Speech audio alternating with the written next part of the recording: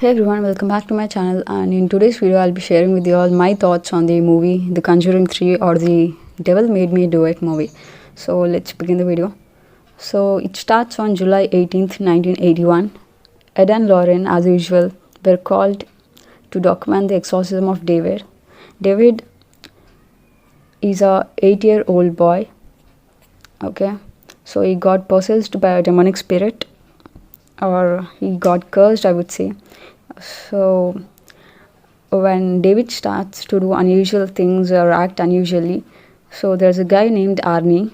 He tries to stop David by saying these words to leave David and enter into his body. Okay, so the curse or the demon enters into Arnie's body, and what goes on after entering into Arnie's body, I wouldn't share, because this is just a review. Okay, this is not the explanation part. Okay, so as usual it's a horror movie, but it's not scary as part 1 and part 2, I would say. This has got this mystery sort of thing going on, thriller sort of thing. Okay, we won't expect usual storyline. We can't expect the next thing what's going on. Okay, we can't predict that. Okay, so the story writing is really good, but it's not scary enough as it was in part 1 and part 2.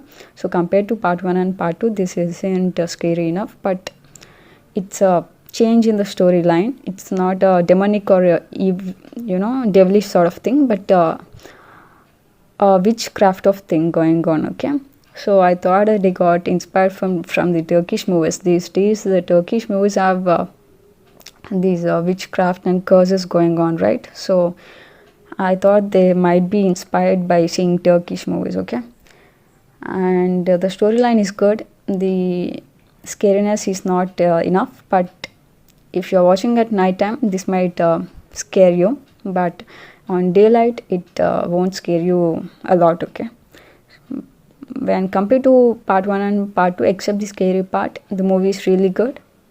The screenplay and the storyline is really good. Okay, except the change in the devilish sort of thing. From devils it got into witchcraft sort of thing, and it got into a curse sort of thing. Okay, so that's it. It's a good movie. It's a watchable movie, but not scary enough as part 1 and part 2. That's it. So this is my review on The Conjuring 3 movie, and if you like my review, please consider subscribing to my channel. Thanks for watching. So this movie basically revolves around David and Arnie and Ed and Lauren, and some of the priests involved too. So it's basically the demon possesses David, and it from David it gets possessed into Arnie. So how Arnie stays alive after being possessed by the evil spirit or the evil entity is the storyline of the movie. And another thing I forgot to mention is it's based on a real life incident.